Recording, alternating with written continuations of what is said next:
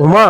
এটা কোনো কত এলো নি কেমনি মানুষের লগে চলো কেমনি মানুষের লগে কাজকর্ম করুম কেমনি বা লেনদেন করুম মানুষের লগে আমার কিছু ঢুকেন না কেমনি লেনদেন করুম মানুষের লগে ও মা কাশিম কাকা কি সামনে? ও বাতি যায় ইয়ে কমু ওয়াঙ্গু ধনী ভাই নূর করিমে আছে না